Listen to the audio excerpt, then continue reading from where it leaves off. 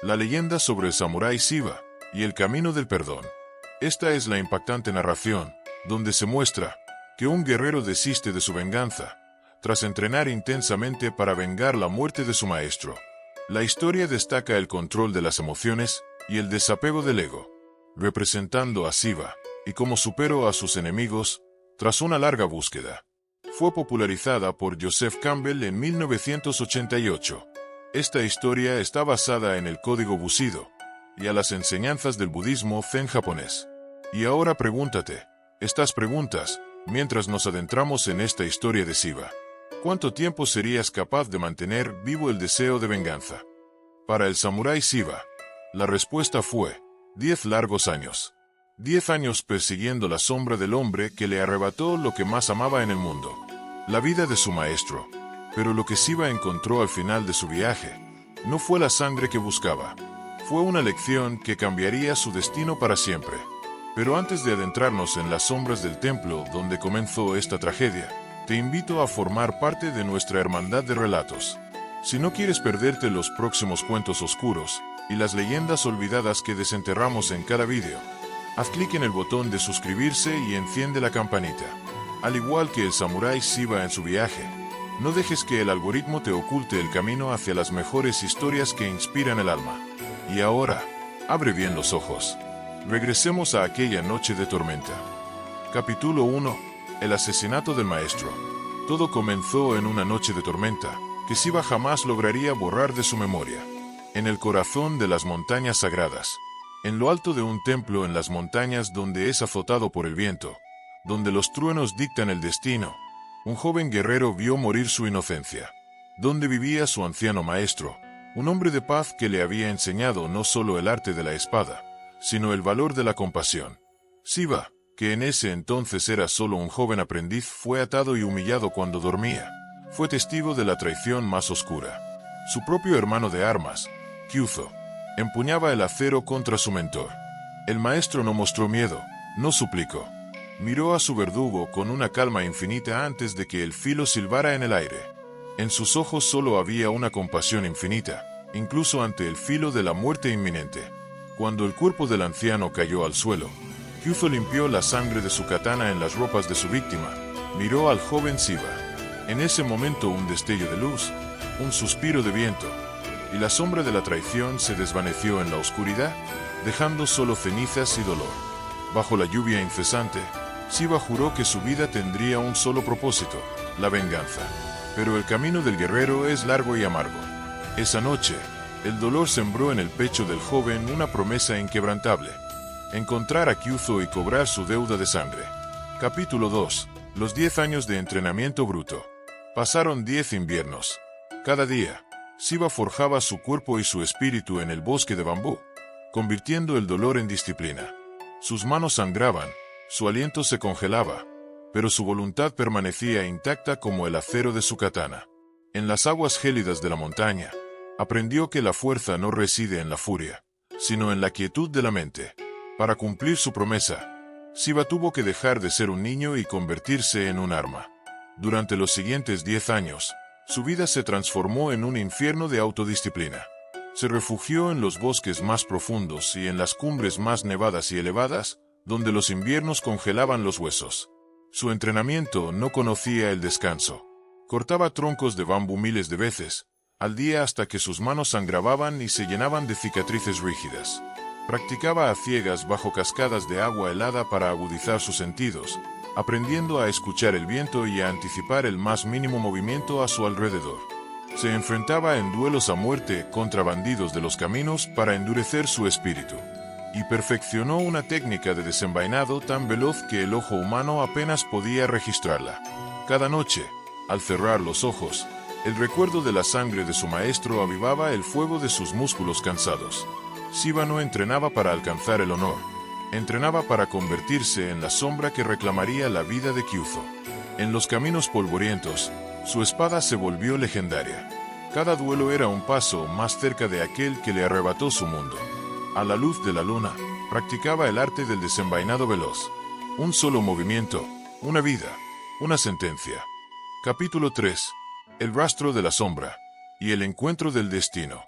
Aquí comienza la búsqueda de Shiva, donde se convirtió ya en un espectro de acero y disciplina.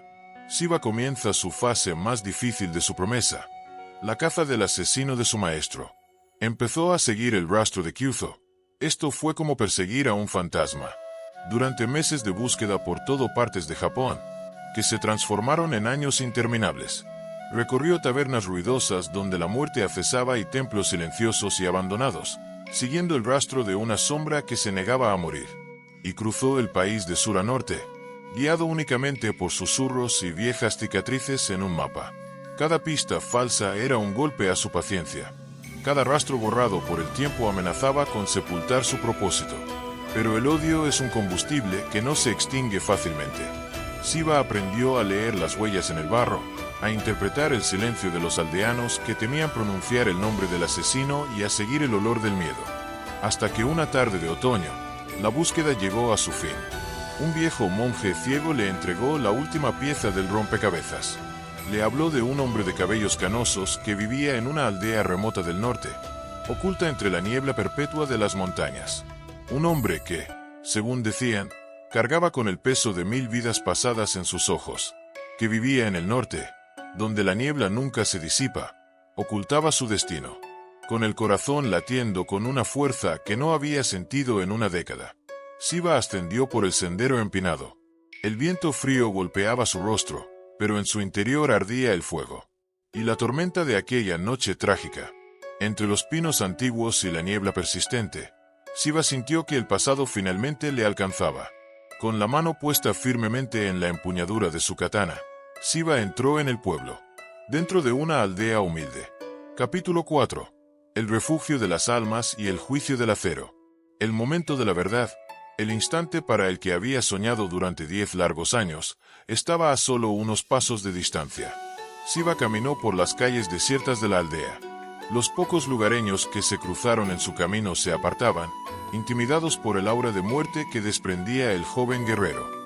Sus pasos lo guiaron hasta una modesta cabaña de madera, apartada a las afueras, justo donde la maleza del bosque empezaba a devorar el sendero. El aire se sentía espeso. Shiva apoyó la mano en la empuñadura de su katana. Con un movimiento seco, abrió la puerta corrediza. Estaba listo para el combate de su vida. Esperaba ver a un monstruo sediento de sangre, pero lo que vio lo dejó paralizado. En el centro de la habitación no había ningún guerrero temible. Allí estaba él, Kyuzo, una vez orgulloso y cruel. Ahora era un anciano que alimentaba a los huérfanos con manos temblorosas. Este anciano con el cabello completamente blanco y ropas toscas de campesino. Estaba arrodillado, sirviendo con paciencia pequeños cuencos de arroz a un grupo de niños huérfanos y hambrientos que la guerra había dejado desamparados. Aquel refugio no era la guarida de un criminal. Era un santuario que el propio Kyuzo había construido con sus manos ensangrentadas para intentar enmendar, de alguna forma, el horror de su pasado. Al ver a Shiva, el viejo samurái no huyó, solo lo miró con sus ojos cansados y cargados de culpa. Se clavaron en la mirada de Shiva. Kyuzo no necesitó explicaciones. Reconoció de inmediato la postura y el linaje del joven. Supo que el pasado había venido a cobrar su deuda. Con una serenidad que desconcertó a Shiva, el anciano apartó suavemente a los niños y se arrodilló frente a él, inclinando la cabeza en señal de sumisión. Y se arrodilló, ofreciendo su cuello al acero que había esperado 10 años. Shiva dijo: «He esperado este momento cada noche de los últimos 10 años». Kyuzo dijo, con una voz rota por el tiempo: «Tu causa es justa y mi cuello pertenece a tu espada. No me defenderé, pero te ruego un último favor. Déjame terminar de recolectar la cosecha de este invierno. Si muero hoy, estos niños no sobrevivirán al frío. Después de eso, haz lo que debas hacer». Shiva desenvainó. El frío acero de su katana brilló bajo la luz tenue de la cabaña, el mismo acero que había afilado durante una década de dolor. El odio acumulado empujaba su brazo para golpear. Pero al mirar los rostros aterrorizados de los niños que lloraban por su protector, y la absoluta resignación de su enemigo, algo en el espíritu de Shiva cambió para siempre. Pero entonces, vio el llanto de los niños. Comprendió que matar a Kyuzo no devolvería al maestro, solo crearía más huérfanos y más sombras en su alma. Solo destruiría el único refugio de esos inocentes, multiplicando el dolor en el mundo. Lentamente, con un suspiro pesado, Shiva guardó su espada. Y le dijo: termina tu cosecha, sentenció el samurái con firmeza. Tu castigo ya no será la muerte. Tu castigo será vivir cada día de tu vida asegurándote de que estos niños tengan un futuro. Shiva dio la vuelta y se marchó hacia la niebla. Aquel día, el guerrero no venció con el filo de su acero. Venció liberándose de las cadenas del odio. Porque la verdadera fuerza de un samurái no reside en su capacidad para destruir, sino en su valor para perdonar. Guardó su arma en las montañas nevadas. La redención no se encuentra en el fin de una vida, sino en el inicio de una nueva comprensión. Shiva caminó hacia el horizonte, libre finalmente del peso del odio. El verdadero Bushido es el camino del perdón. Conclusión final: el eco del acero y el triunfo del alma. El samurái Shiva caminó de regreso hacia la niebla. Su mano, aquella que había sangrado durante 10 inviernos sosteniendo la empuñadura de su espada, temblaba ligeramente. No era por miedo, ni tampoco por frío. Era el peso de una libertad que no esperaba encontrar. Durante 3650 días, la figura de Shiva se había definido por una sola palabra: venganza. Si le quitabas el odio a su espíritu, ¿qué quedaba de él? Nada. Había convertido su propio cuerpo en un monumento a la tragedia de su maestro. Se alimentaba del dolor, respiraba el rencor y dormía con la muerte grabada en las pupilas. Y sin embargo, en el momento cumbre, cuando el filo de su katana rozaba el cuello de su enemigo, Shiva descubrió la verdad más aterradora de la condición humana: que la venganza es un espejo mentiroso. Nos promete que, al derramar la sangre del verdugo, curaremos las heridas del pasado. Pero la realidad es mucho más oscura. La venganza no resucita a los muertos, solo multiplica el número de tumbas. Parte 2. El espejo de los monstruos. Al mirar los ojos de Kyuzo, Shiva no vio al monstruo despiadado de la tormenta de su juventud. Vio a un hombre roto. Vio a un anciano que intentaba desesperadamente construir un jardín sobre las cenizas que él mismo había provocado. Kyuzo ya vivía en su propio infierno. Su prisión no eran los muros de una fortaleza, sino los gritos de sus fantasmas del pasado y las miradas de esos niños huérfanos que dependían de sus manos cansadas. Si Shiva hubiera dejado caer su espada, habría cortado la cabeza de Kyuzo. Sí, pero al mismo tiempo, se habría convertido exactamente en lo que juró destruir. Se habría transformado en el nuevo monstruo que crearía una nueva generación de huérfanos sedientos de sangre, perpetuando una cadena de odio que nunca, jamás, encontraría un final. Por eso, el acto de envainar la espada no fue una muestra de debilidad. Fue el acto de mayor valentía de toda su vida. Se necesita fuerza física para blandir el acero y partir un cuerpo a la mitad. Pero se necesita una fuerza espiritual sobrehumana, una fuerza verdaderamente digna de los en lo más profundo, para frenar el impulso del ego y decir: hasta aquí llega el dolor. Con él muere la tragedia. El eco lejano de una campana de iglesia lúgubre. 3.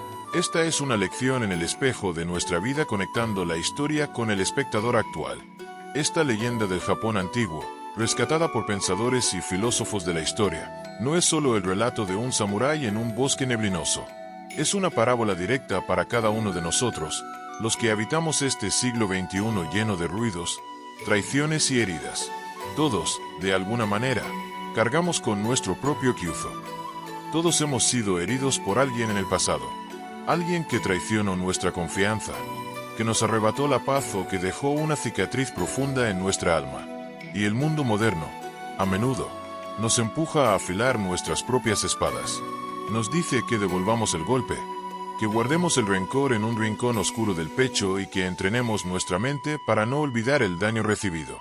Pero mantener vivo el rencor es como beber veneno y esperar que la otra persona muera. Te consume por dentro. Te encadena al mismo momento exacto en el que te hicieron daño, congelando tu futuro. El perdón que Shiva otorgó en aquella cabaña no fue un regalo para el asesino. Fue, por encima de todo, un regalo para sí mismo. Perdonar no significa decir que lo que nos hicieron estuvo bien.